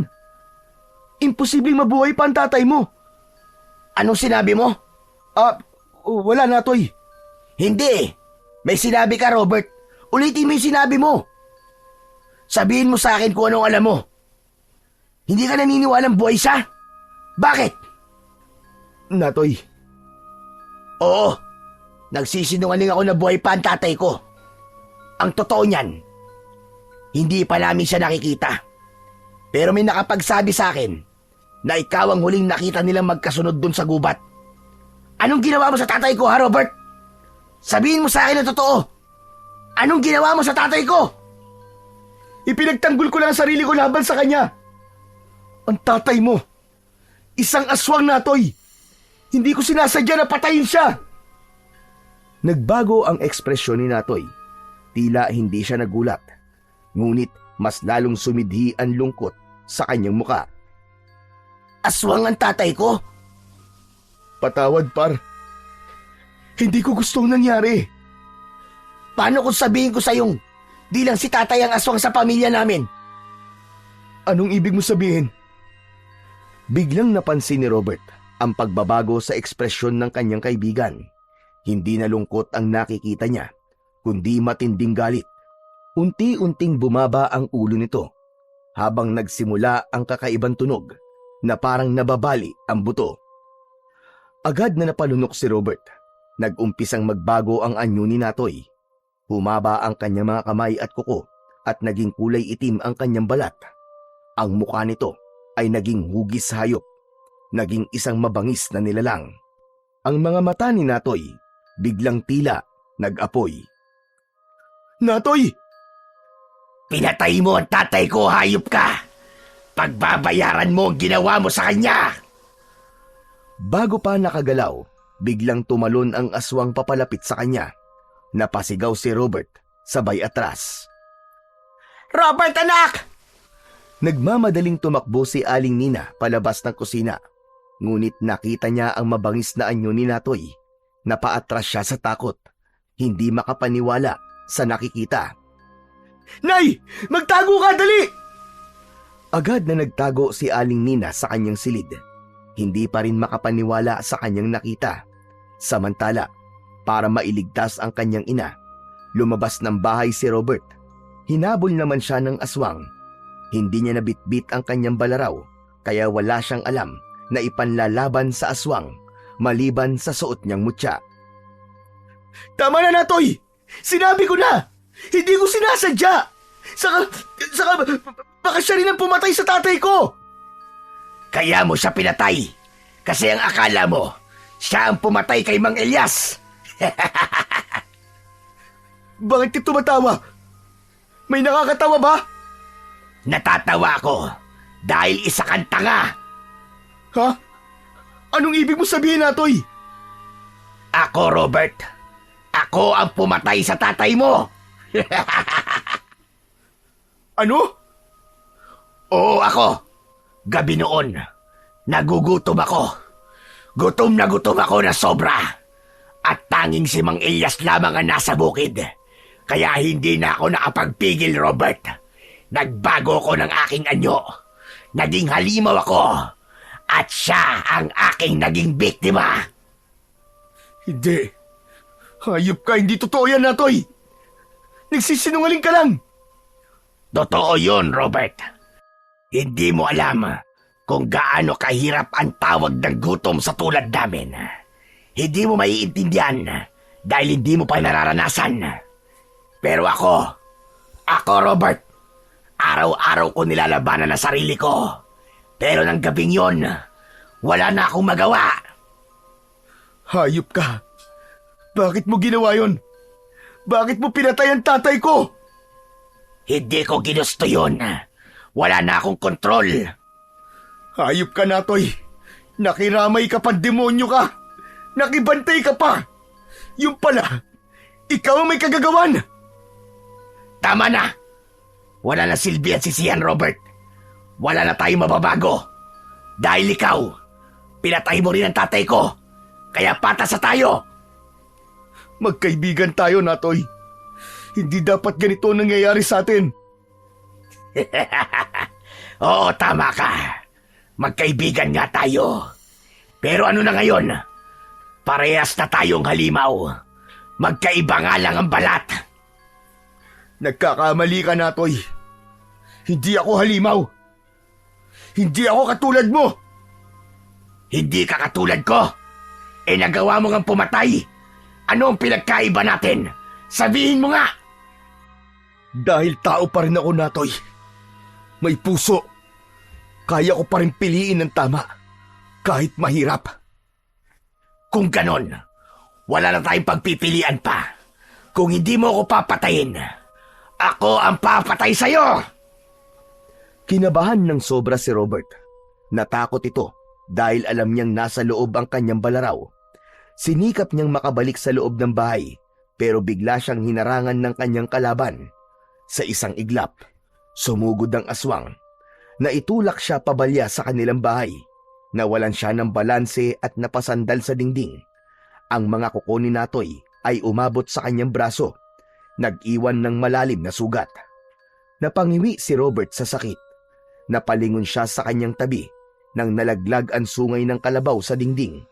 Nang makita niyang papasugod naman ang aswang, kinuha niya ito ng mabilis. Kung ito lang ang paraan para ipagtanggol ko sa sarili ko, bahala na! Mabilis niyang naiwasan ang matatalim na kuko ng aswang. Habang hawak ang sungay ng kalabaw, bigla niyang naramdaman ang kakaibang init mula sa mutya. Sa hindi maipaliwanag na dahilan, ang simpleng sungay na hawak niya ay unti-unting nagbago ng anyo. Nagkahugis ito, parang naging espada. Nagkaroon ng talim at nagningning na parang ginto. Agad na napaatras si Natoy, nasilaw at tila nasaktan sa liwanag. Patawad, Natoy. Patawarin mo ako. Sa muling pagsugod ng kalaban, nagawa ni Robert na itarak sa dibdib ng aswang ang sungay. Isang matinis na sigaw ang kanyang narinig at unti-unting bumagsak si Natoy sa lupa. Ang anyo nito ay bumalik sa pagiging tao. Duguan at hinahabol ang hininga. Robert, magkaibigan tayo. Bakit umabot tayo sa ganito? Patawad, Natoy. Wala akong ibang magagawa eh. Pinilit mo ako eh. Sana sa susunod na buhay natin, magkaibigan pa rin tayo. Pero hindi na ganito. Ipinikit ni Natoy ang kanyang mga mata hanggang sa tuluyan ng tumigil ang kanyang paghinga. Nanatiling nakatayo si Robert, umiiyak. Hawak niya pa rin ang sungay ng kalabaw at duguan. Patawad, Natoy. Patawad. Kaibigan ko.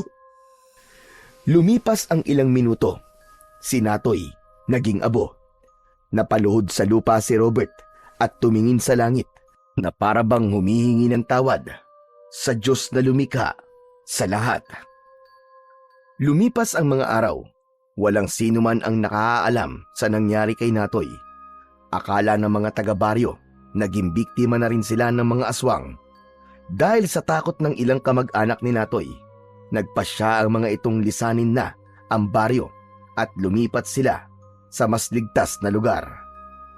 Samantala si Robert ay nagpatuloy sa kanyang buhay. Ngunit hindi na siya tulad ng dati. Mas naging mapagmasid na siya. Mas tahimik at mas malalim mag-isip.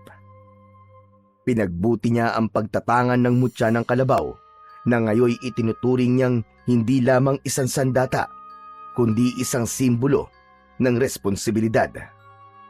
Ang kanyang misyon ay magsimula ng bagong yugto ng buhay, isang buhay na puno ng kabutihan at balanse sa kalikasan. Sa paglipas ng mga panahon, naging isang mahusay na agriculturist si Robert. Naging masigasig siya sa pagtuturo at pagtulong sa mga maliliit na komunidad para mapaunlad at mabigyang halaga ang pagtatanim at imulat ang mga tao sa halaga ng kalikasan. Hindi man nila alam ang tunay na kwento sa kanyang dedikasyon. Alam ni Robert na ginagawa niya ito alang-alang sa kanyang ama at sa kanyang kaibigan na si Natoy. At kung meron mang naliligaw na mga masasamang nilalang, hindi nagpapabaya si Robert. Agad nitong winawakasan ng anumang uri ng kasamaan gamit ang kanyang mutya, ang mutya ng kalabaw.